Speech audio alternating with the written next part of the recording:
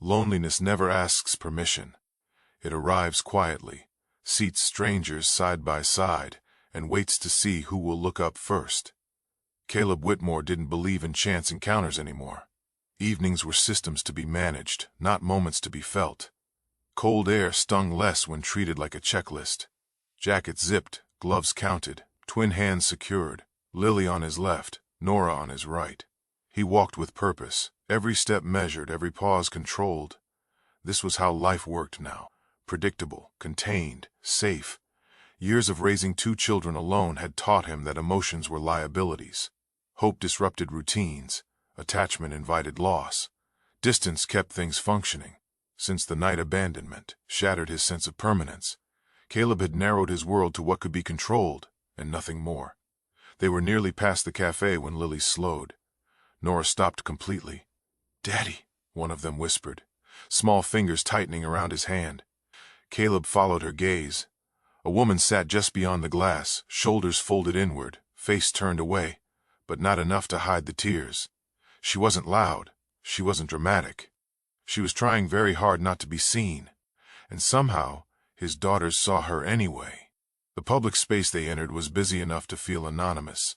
People passed in clusters, laughter rising and falling, coats brushing past one another without contact. Caleb chose a spot that allowed him to observe without being observed, a habit formed from years of keeping his guard intact. He believed distance was a form of responsibility, a way to ensure his daughters were never pulled into the instability that had once undone him. He kept his eyes forward, posture contained, thoughts focused on getting through the night without complication. Lily and Nora moved differently. They noticed the details their father filtered out. They watched faces, sensed pauses, and felt shifts in energy the way other children noticed toys or colors. Growing up with a single parent who carried quiet grief had sharpened their awareness. They had learned early that emotions did not always speak, but they always showed themselves. While Caleb tracked exits and schedules, the girls tracked people. Across the space, a woman sat alone, her shoulders drawn inward as if she were trying to take up less room than the chair allowed. Her name was Claire Whitman, though no one nearby knew it, and fewer still cared to. Tears gathered and fell without ceremony. The kind that came after disappointment had already settled into something familiar. Rejection had worn her down over time, not through dramatic moments but through repetition. She had learned to expect absence, to brace for being overlooked, and to accept that some nights would end exactly where they began. People passed Claire without slowing. Some glanced briefly before redirecting their attention elsewhere. Others moved as if she were part of the furniture. The public setting offered cover for private pain, and she had chosen it precisely because it asked nothing of her. Crying alone among strangers felt safer than explaining herself to someone who might leave anyway. The noise around her only emphasized the silence she carried. Caleb did not see her at first, and when he did, he registered her presence without engaging with it. Years of emotional discipline had taught him that noticing pain did not obligate him to respond. He believed he was protecting his daughters by staying detached, by not inviting complexity into their lives. His isolation was quiet and practiced, shaped by a belief that stability required distance. He told himself that empathy was a luxury he could no longer afford. The twins, however, noticed the woman immediately. They sensed the heaviness in her stillness and the way her body seemed to fold inward.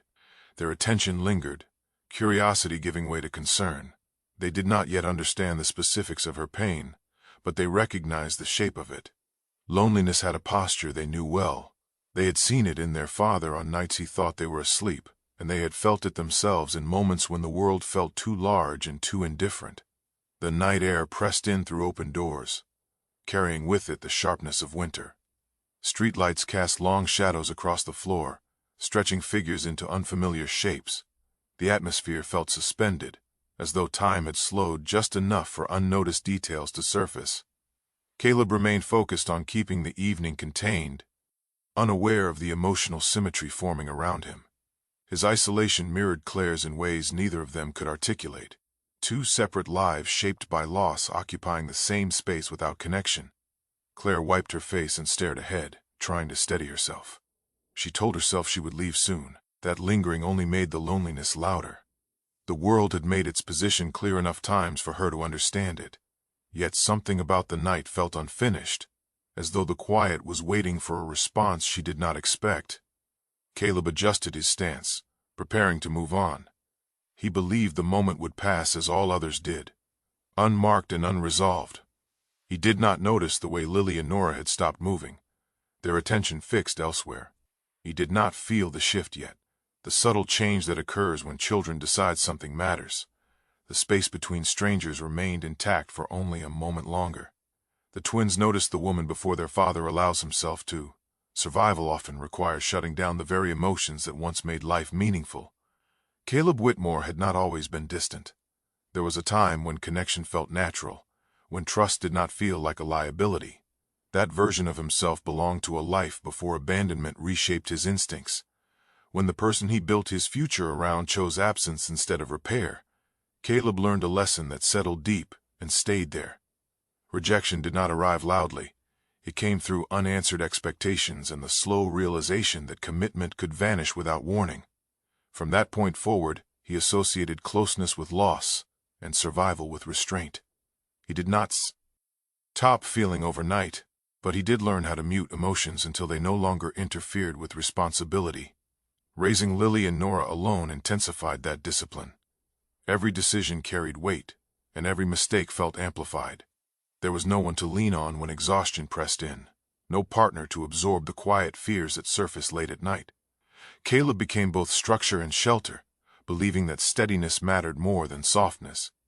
He learned to anticipate problems before they appeared, to manage time precisely, and to keep his emotional range narrow enough that it never disrupted his focus.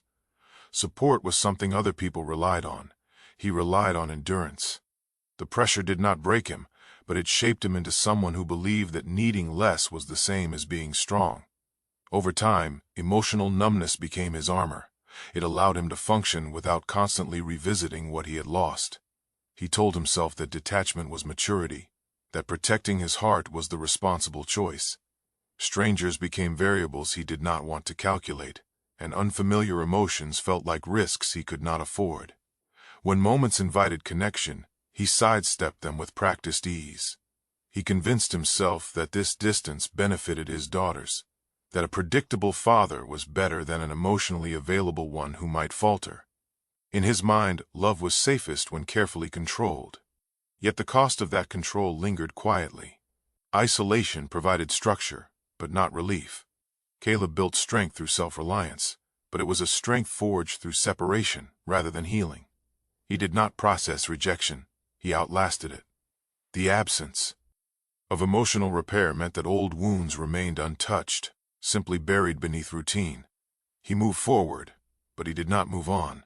Each day reinforced the idea that staying guarded was the only way to ensure nothing else could be taken from him. Lily and Nora grew up within that emotional framework. They watched their father carry everything without complaint, mistaking his silence for stability. They learned early that love could be expressed through consistency rather than words, through showing up instead of opening up. At the same time, they sensed what went unsaid. Children are perceptive in ways adults often underestimate, and the twins noticed the quiet sacrifices their father made. They felt the difference between safety and warmth. Even if they did not yet have language for it, living inside their father's restraint sharpened their emotional awareness. They learned to read rooms, to notice shifts in tone, and to recognize when someone needed something they were not asking for. Where Caleb learned to withdraw, the girls learned to observe. They did not carry his fear of rejection. They carried his empathy, refined by absence. Watching him endure without complaint taught them compassion, not caution. They understood that strength did not always look like distance, even if that was what they saw modeled daily. Caleb believed he was teaching his daughters resilience by example. He wanted them to see a parent who did not crumble, who kept moving regardless of circumstance. What he did not realize was that resilience also requires connection, and that his children were learning a different lesson alongside the one he intended. They were learning how loneliness hides behind responsibility, and how emotional pain can exist even when life appears functional. Their world was shaped by quiet emotional sacrifice, and it made them attentive to the same patterns in others. As the evening continued, Caleb remained unaware of how closely his daughters were watching the space beyond him. His instinct was still to survive, to keep his world contained and predictable. He did not yet recognize that Lily and Nora were preparing to respond to pain differently than he ever had, guided not by fear, but by feeling. The children respond to pain in a way he never learned how to. Children sense emotional fractures long before adults admit they exist. Lily and Nora had grown up reading the spaces between people. Life with a single parent had taught them that emotions did not always arrive with explanations. Their home was steady, but it carried echoes of what had been lost, and those echoes trained the twins to listen differently. They noticed the way their father's shoulders tightened when conversations drifted toward the past, and how his voice softened only when he thought they were not paying attention. Instability had not made them fearful, it had made them attentive. They learned early that feelings often revealed themselves through posture, stillness, and silence, rather than sound.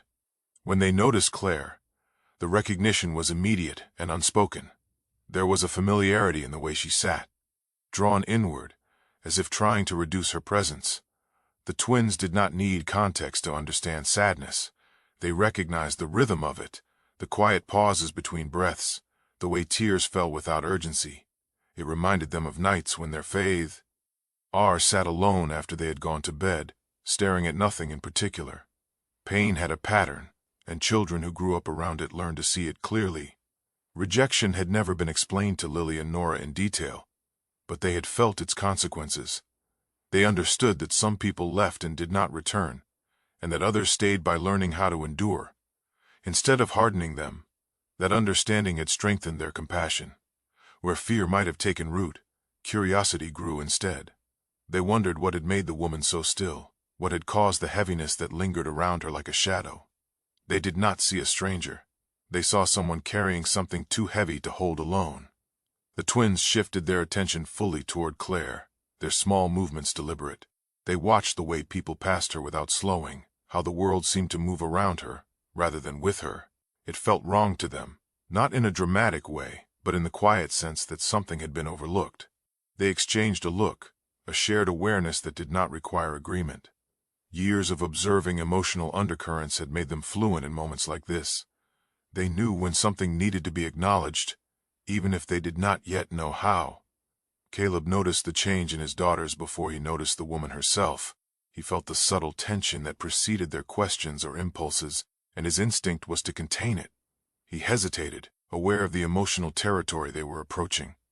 Interference had never been his way. He believed that stepping into someone else's pain risked reopening wounds he had carefully sealed. His fear was not of the woman, but of had engagement might awaken in him. Distance had kept him functional, and he worried that closeness would demand more than he could safely give. As Lily and Nora began to move, Caleb's hesitation deepened. He watched them with the familiar mix of pride and caution, unsure whether to stop them or trust their instincts. Part of him wanted to pull them back, to preserve the boundary he had built around their lives. Another part recognized the quiet certainty in their steps, the absence of recklessness. This was not impulse, it was recognition. They were not drawn by curiosity alone, but by something steadier and more deliberate. The twins crossed the emotional distance before they crossed the physical one. Their presence shifted the space around Claire, not through words or gestures, but through attention. Innocence carried a clarity that adult caution often blurred. They did not weigh the social implications or consider how their actions might be received. They moved because something within them said they should.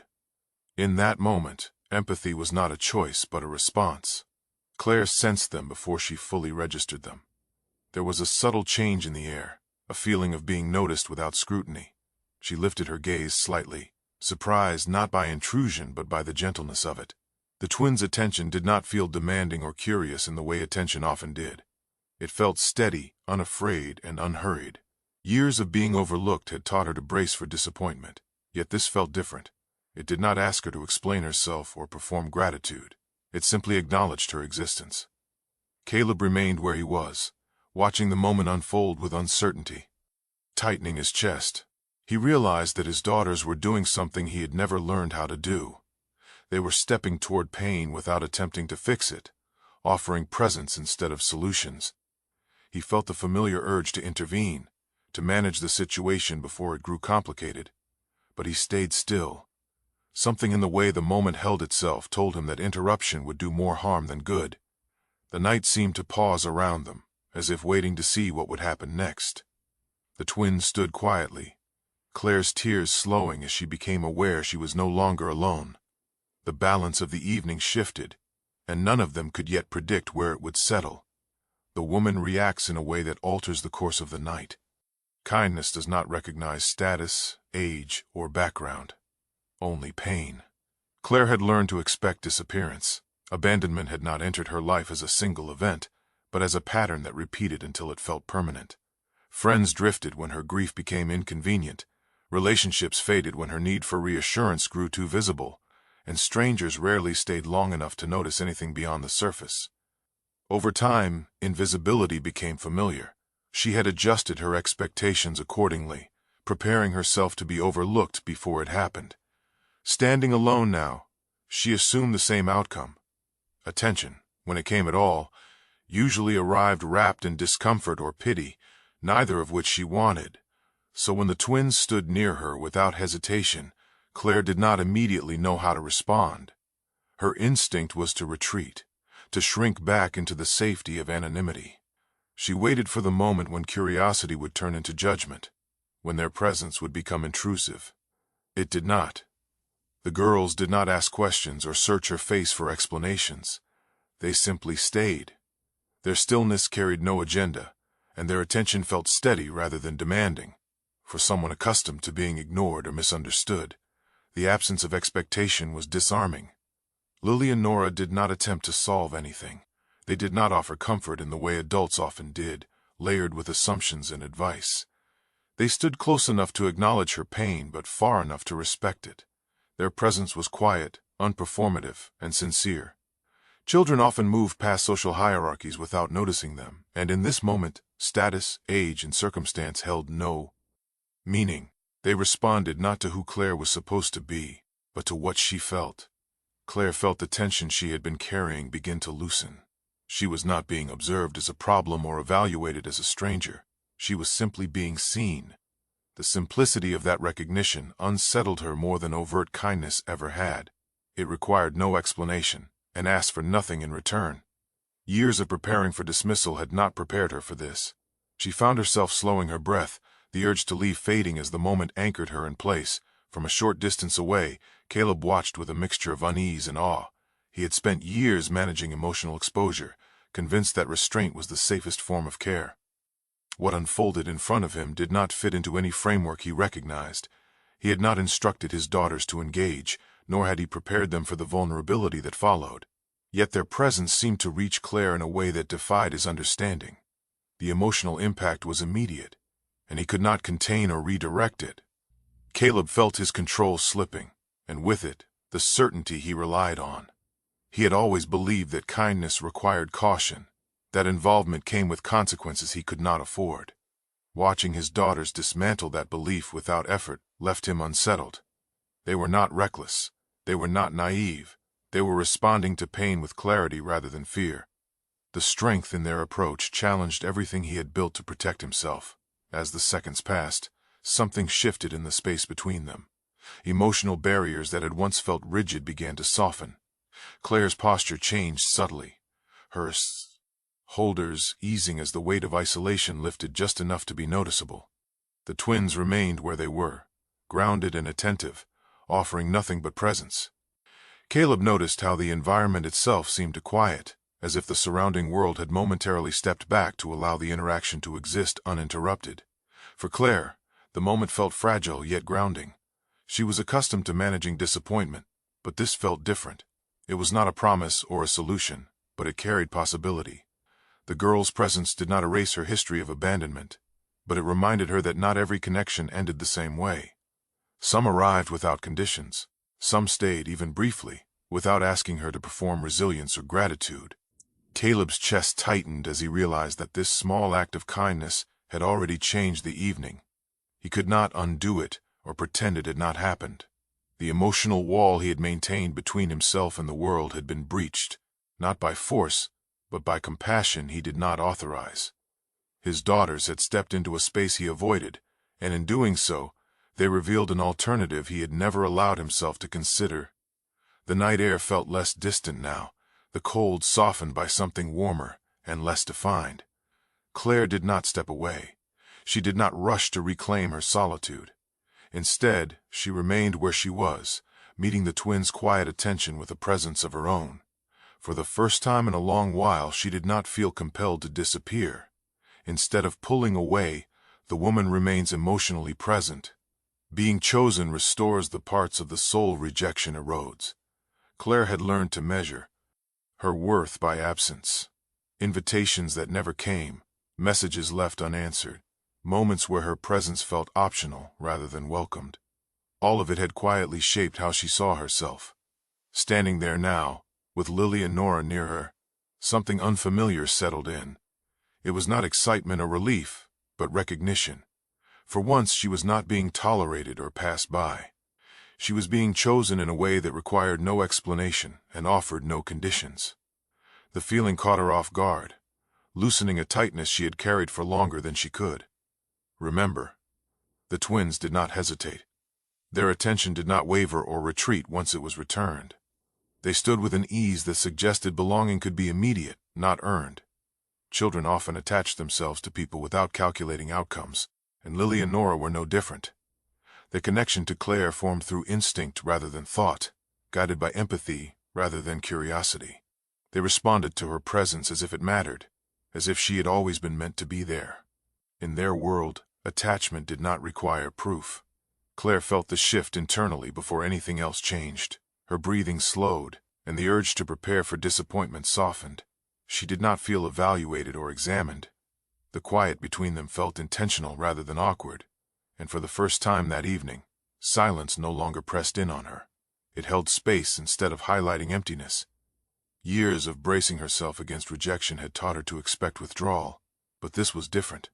The stillness felt safe. Caleb watched the moment unfold with unease that bordered on fear. He recognized the closeness forming, and felt his instinctive resistance rise. Emotional proximity had always demanded something from him, and he had learned to avoid it by staying guarded. Seeing his daughters attached so naturally to someone else forced him to confront what he had been withholding. He feared the vulnerability that followed connection, worried that allowing closeness would invite loss he could not manage. Yet he could not deny what he saw. The connection was real, and it was gentle. Trust formed without announcement. There were no assurances or expectations, no promises made or implied. It grew quietly in the shared space between them, shaped by presence rather than words. Claire did not feel pressured to perform gratitude or resilience. The twins did not expect anything from her beyond being there. Caleb felt the tension between his desire to protect and the reality unfolding in front of him. He realized that trust did not always demand certainty. Sometimes it asked only for allowance. The environment around them seemed to recede as the emotional focus sharpened. Sounds blurred into the background, and movement became secondary to what was happening in the center of the moment. Claire noticed how the twins remained attentive without hovering, how their comfort did not require conversation. The quiet was no longer empty. It was filled with acknowledgement, with the understanding that she was not alone in that space.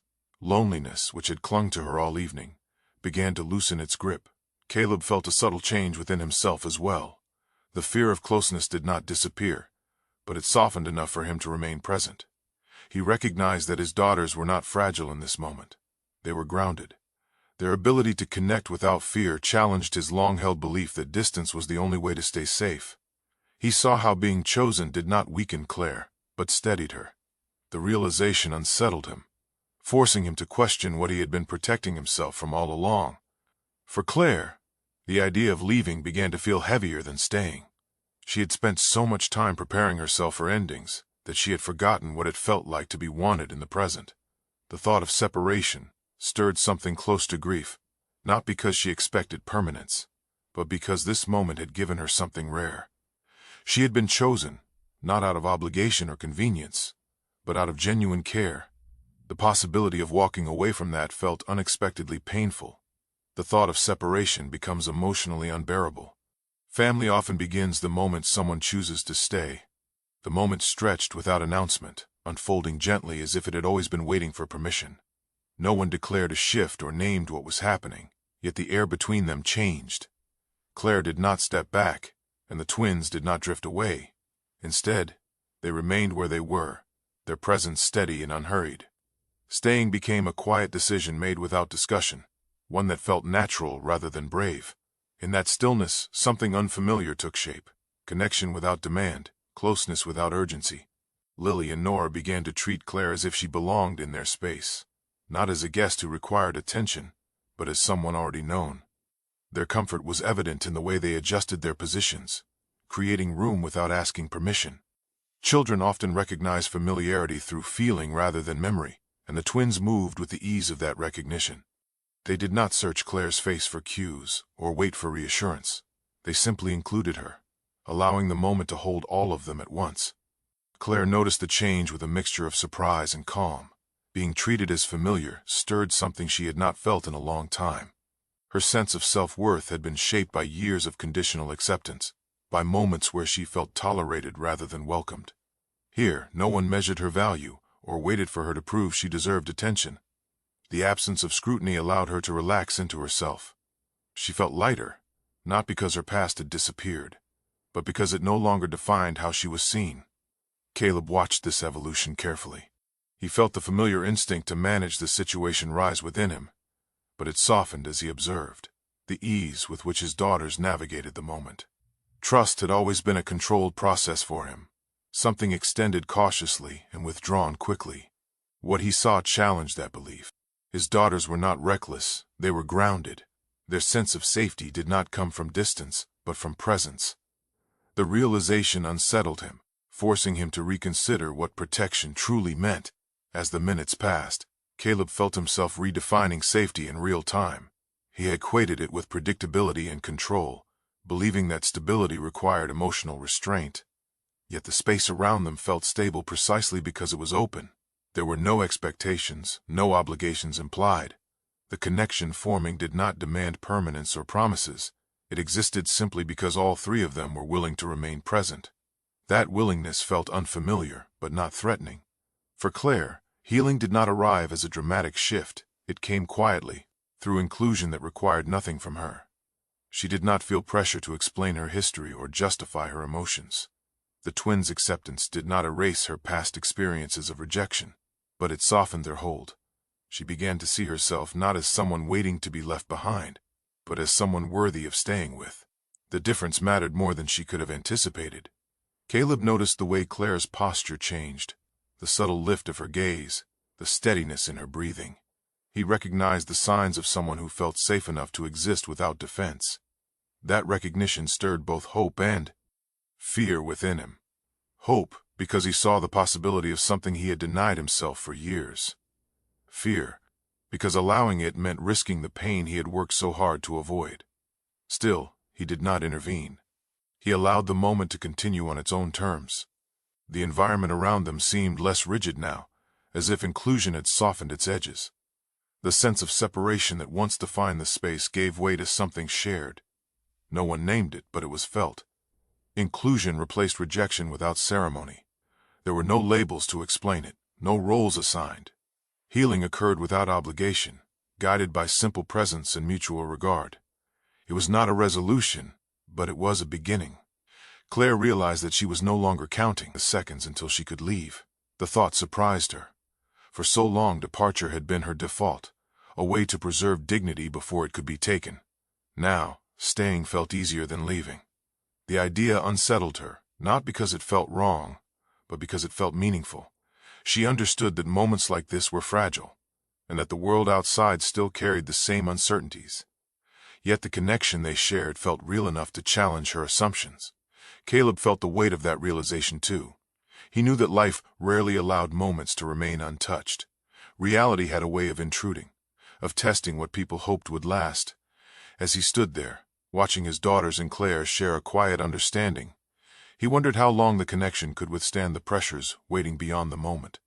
The possibility of loss lingered at the edges of his thoughts, even as he remained present. Reality begins testing whether this connection can survive. The strongest bonds are tested when fear demands distance. The quiet that had settled around them did not erase the past. It invited it forward. As the moment deepened, old wounds surfaced with an insistence Caleb recognized too well. He felt the familiar tightening in his chest, the instinct to retreat before something fragile could break. Vulnerability had always been the point where things unraveled for him, the place where promises dissolved and absence followed. He knew how to survive loss by staying guarded, and the ease of stepping back called to him now with convincing clarity. Claire felt a similar pull in the opposite direction. The warmth she had begun to feel stirred a fear she had tried to outrun for years. Every meaningful connection in her life had eventually taught her the same lesson. Closeness did not last. Being chosen, even briefly, made the prospect of being left again feel sharper. The thought crept in quietly, urging her to protect herself while she still could.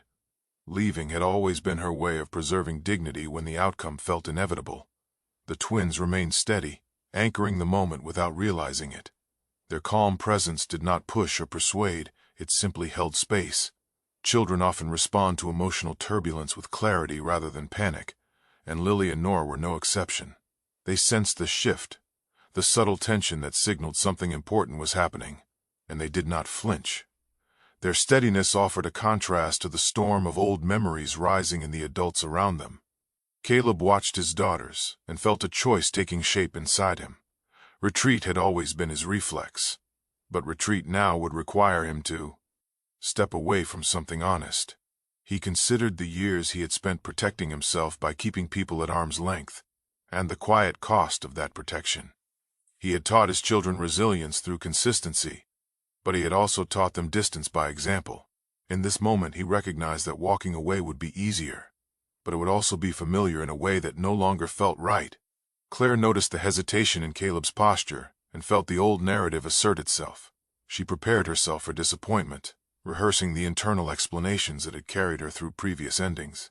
Yet she also noticed the twins' unwavering attention, the absence of urgency or expectation in their presence.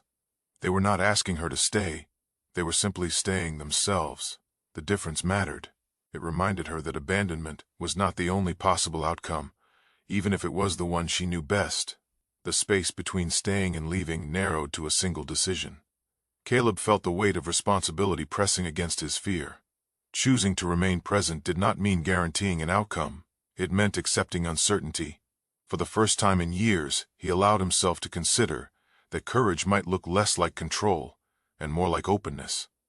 He did not need to solve anything or promise more than the moment could hold. He needed only to stay. Claire felt the shift when it happened. There was no declaration, no visible sign, but the atmosphere changed as hesitation gave way to resolve. She realized that she was not alone in her fear, and that realization softened it. The past still existed, but it no longer dictated the present. She understood that staying did not erase risk, but it offered possibility. For someone accustomed to being left, that possibility felt both terrifying and necessary. The twins sensed the decision without understanding its complexity. They responded with the same quiet assurance that had guided them from the beginning. Their presence communicated what words were unnecessary to explain, that connection was not something to be feared or forced. It was something to be honored through attention and care. Their steadiness did not resolve the adults' doubts, but it grounded them, reminding them that fear did not have to lead. Caleb felt a subtle release as courage replaced defense. He remained where he was, allowing the moment to continue without interference.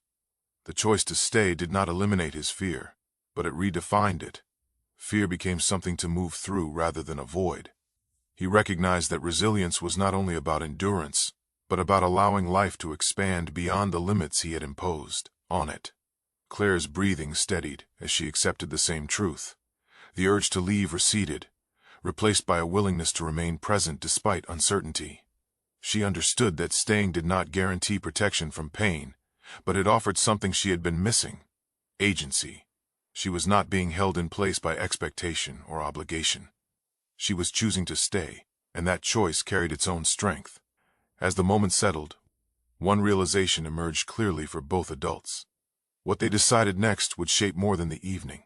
It would determine whether fear continued to dictate their lives, or whether they would allow connection to redefine them. The weight of that understanding set in, heavy and unavoidable. One realization forces a decision that cannot be undone. Hope appears when someone dares to believe life can still change. The night did not resolve the histories each of them carried, but it altered how those histories would be lived with moving forward. What had begun as an ordinary evening now felt quietly significant, not because anything dramatic had occurred, but because something fundamental had shifted. The weight that once defined the space between them had softened into a steadier presence. The past remained intact, yet it no longer dictated every step ahead. Change had arrived not as a promise, but as a possibility. Claire felt that change most clearly within herself. The loneliness that once shaped her expectations no longer felt permanent. It had been replaced with a sense of stability she had not anticipated, one built not on assurances or plans but on experience.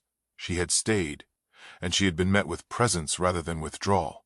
For the first time in a long while, her identity was not centered on rejection.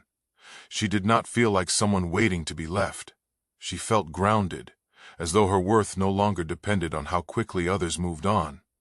Caleb experienced a different, equally profound transformation. The isolation he had accepted as necessary began to feel optional. He recognized that being emotionally alone had been a choice reinforced by fear rather than fact. Standing there, aware of his daughter's calm and Claire's steadiness, he realized that connection did not weaken his resilience. It strengthened it. He was no longer carrying everything by himself, and the relief of that understanding settled slowly but surely. Emotional solitude had once seemed like protection, but now it felt like an unnecessary burden. Lily and Nora watched these changes without needing to name them. Children often understand outcomes through feeling rather than explanation, and they sensed the difference immediately. They witnessed adults choosing presence over retreat, courage over avoidance. In that moment, they saw healthy emotional bonds modeled naturally, without instruction or performance. The lesson embedded itself quietly. Kindness could build stability, and staying could be an act of strength. These observations would shape them long after the night ended. The space around them reflected the shift. What had once felt fragmented now felt cohesive, as though inclusion had rearranged the emotional landscape. There was no rush to define what they had become to one another. Labels were unnecessary. Healing had occurred without obligation, without expectations placed on the future. It was enough to acknowledge that something real had formed. A chosen family did not require shared history, it required shared intention, and that intention had been present all along. Claire understood that the future would still carry uncertainty. She did not imagine that one night could erase years of disappointment. Yet she also knew that hope had found a place where it had not existed before. She no longer saw herself as someone permanently sidelined by circumstance. She felt capable of being part of something meaningful, not because she had been rescued, but because she had been included. That distinction mattered more than she could have articulated. Caleb felt the implications of the night settling into his sense of self. He had spent years believing that endurance was the highest form of responsibility. Now he saw that resilience could also mean allowing life to expand beyond survival. He did not feel compelled to retreat or to control what came next. The fear that once dictated his choices no longer held the same authority. He was not cured of doubt, but he was no longer governed by it. As the evening drew to a close, there was no dramatic farewell or declaration. The simplicity of that ending felt appropriate. Nothing needed to be sealed or explained. The connection they had formed did not demand permanence to be meaningful. It existed because it had been chosen, and that choice carried forward. Each of them left the space changed in ways that were subtle but lasting. The night ended, but it did not close anything off. It opened something instead. A shared future did not arrive fully formed, but it began to take shape through intention rather than fear. For the first time in a long while, all of them stepped forward not as individuals bracing for loss but as people willing to carry hope with them into whatever came next. The night ends, but their shared future begins. If this story stayed with you until the end, it's likely because it touched something real inside you.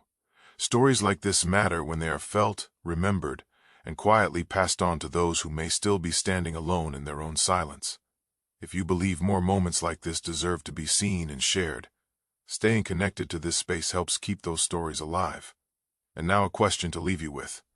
If you had been there that night, would you have stopped, or would you have walked past without noticing?